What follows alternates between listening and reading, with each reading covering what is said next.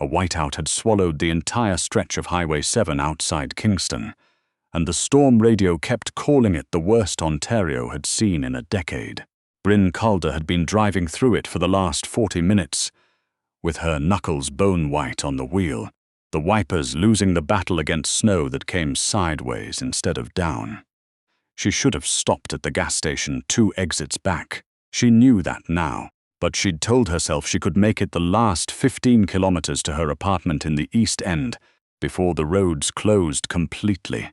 And now here she was, crawling along at 20 kilometers an hour with her hazards blinking uselessly into a wall of white. She almost missed him. It was the color that caught her eye first.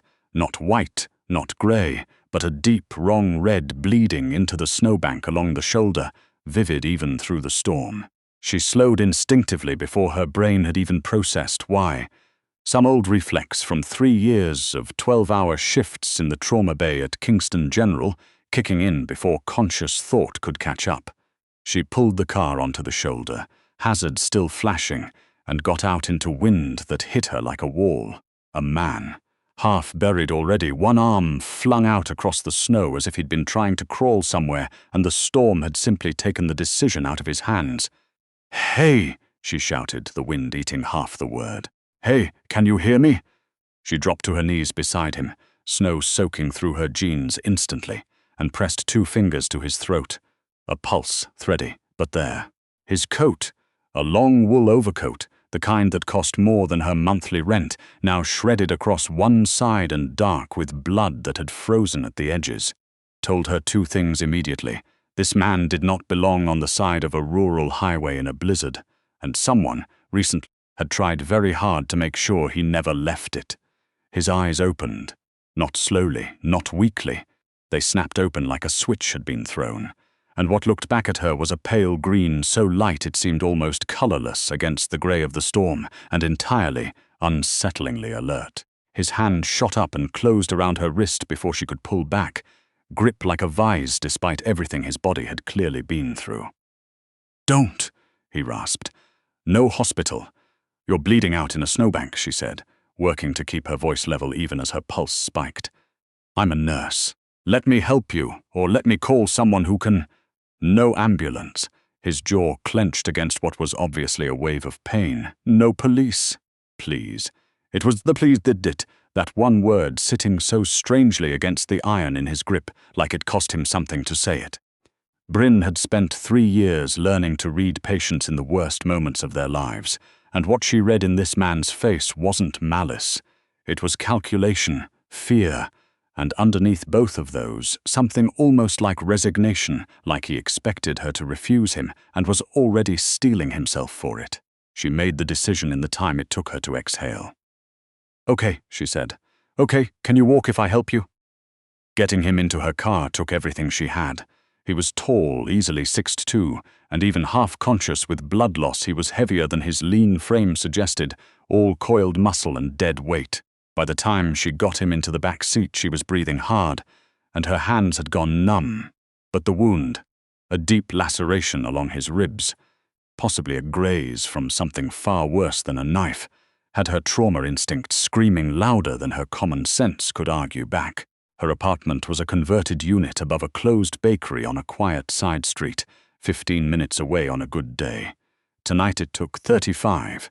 The car fishtailing twice on black ice, she couldn't see until it was already under the tires. He drifted in and out the entire way, muttering things she couldn't pass. A name, maybe 2. Something about a ledger, something about Pavel, and once with startling clarity, "Don't let them see the car." She got him up the back stairs with his arms slung over her shoulders, both of them slipping on the ice-glazed steps, and laid him out on the old leather couch in her living room, because it was closer than the bed, and she didn't trust herself to drag him further. Then she did what 3 years in a trauma unit had trained her body to do faster than her mind could object. She cut away the ruined shirt, packed the wound, applied pressure, irrigated, sutured what she could with the kit she kept in her hall closet. Leftover habit from a rotation in a rural clinic where the nearest hospital was 90 minutes off, and didn't let herself think about what she was doing until it was already done. It was past 1 in the morning when she finally sat back on her heels, hands shaking now that the adrenaline had nowhere left to go, and looked at the man bleeding less profusely into her grandmother's Afghan blanket. He was, she registered distantly, almost absurdly handsome. Even now, pale and bruised, there was something in the structure of his face, the dark hair stuck to his forehead with sweat and melted snow, that made her brain flag dangerous and something else in the same breath. She told herself it didn't matter. She'd treated handsome men before. Handsome men bled the same as everyone else. She dragged the space heater in from the hall closet and aimed it at him. Then sat on the edge of her coffee table with a mug of coffee going cold between her palms, watching the rise and fall of his chest, listening to the wind throw fistfuls of snow against the windows like something trying to get in. "Who are you?" she said quietly, not really expecting an answer. His eyes cracked open anyway. "Marek," he said, voice wrecked but steadier than before. "Marek Antonov Brynn," she said, and didn't know why she offered it, except that it felt strange to have spent 2 hours inside someone's body without knowing his name. "You're lucky the bleeding wasn't arterial. Another centimeter and we wouldn't be having this conversation." I noticed. A ghost of something that might have been amusement crossed his face. "You're very calm. For someone who just smuggled a stranger past a storm and didn't call the police, I'm an ER nurse. Calm is the job." She studied him. "You're going to tell me what happened to you eventually. Might as well start now while I still have adrenaline left to be shocked." He didn't answer that. Instead, his gaze moved, slow and deliberate, around her small living room. The second-hand furniture, the stack of textbooks on the side table, from the night course she was taking toward her nurse practitioner license, the single-framed photo of her and her late mother on the bookshelf, cataloguing her the way she imagined he catalogued everything, filing her away into some internal ledger of risk and use. "You should know," he said finally, "that helping me was not a small thing. People are looking for me, the kind of people who will not stop because of weather." "How bad?" she asked, on a scale of "I'll need to change my locks" to "I should leave the country." Closer to the second. She believed him. Something about the flatness of his voice when he said it left no room for exaggeration. She thought about calling this in anyway. Every instinct that 3 years of nursing hadn't already overwritten told her to. But then she thought about the look on his face when he'd said "please," and the blood that had been so dark against the snow, and she stayed quiet instead, refilling her coffee and pretending the decision had already been made for her, because it was easier than admitting she'd made it herself.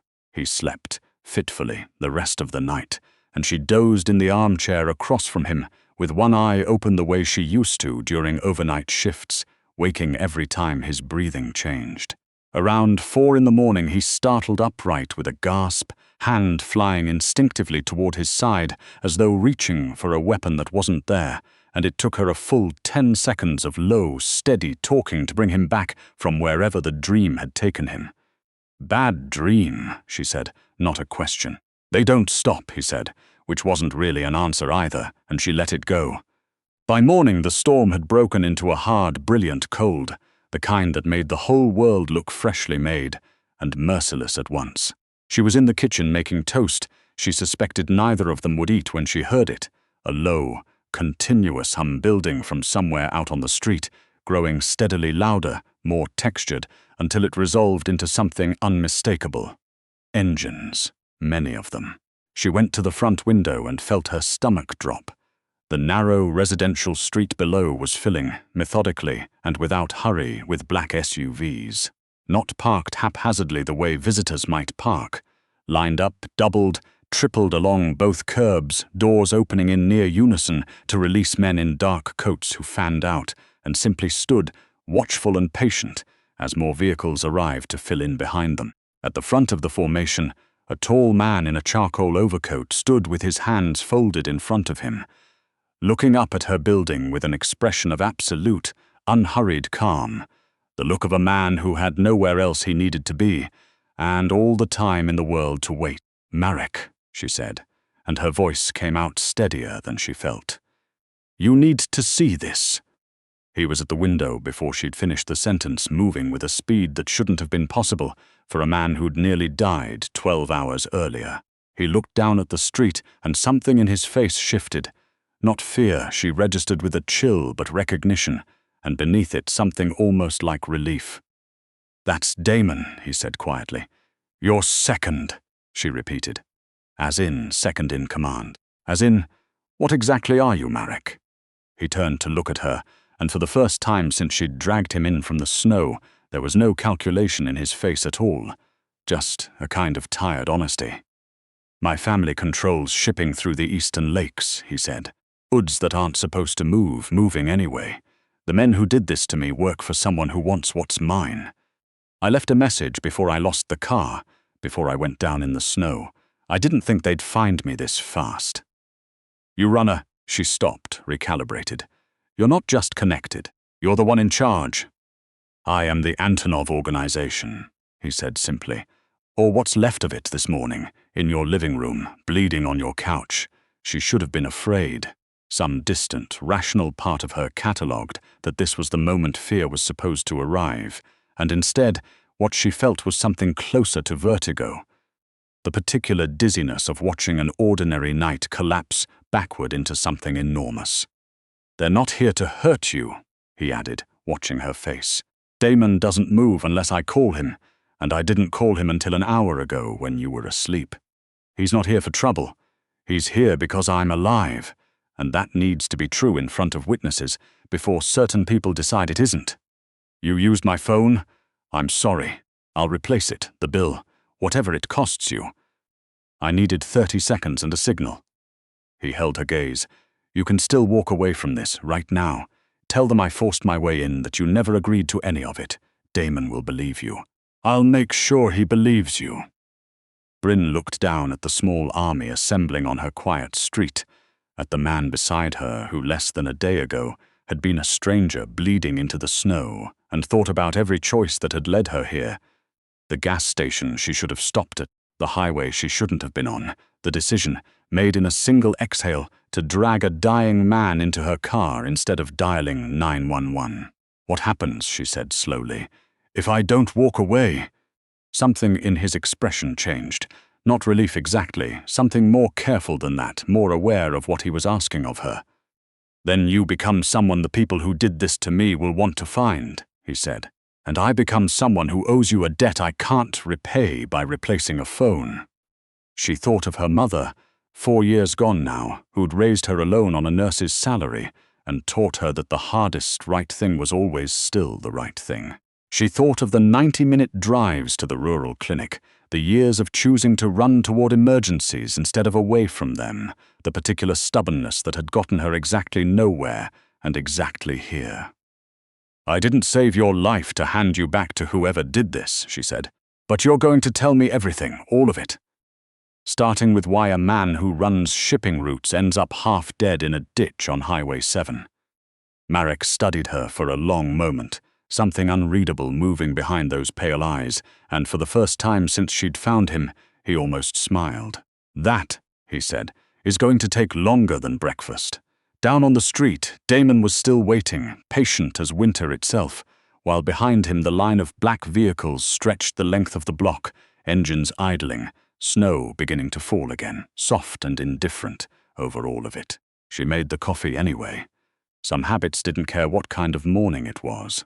And as she set 2 mugs on the kitchen table, and Marek lowered himself carefully into the chair across from her, wincing but steady, she understood with a strange, settling clarity that whatever ordinary life she'd had before last night's storm was already gone, traded without her quite realizing it for something far larger and far more dangerous, and that some small stubborn part of her, the same part that had pulled the car over instead of driving past, didn't regret it at all. Outside, the snow kept falling, and the men in the street kept watching the window. And somewhere across the city, the people who'd left Marek Antonov for dead were only now beginning to learn that he hadn't stayed that way.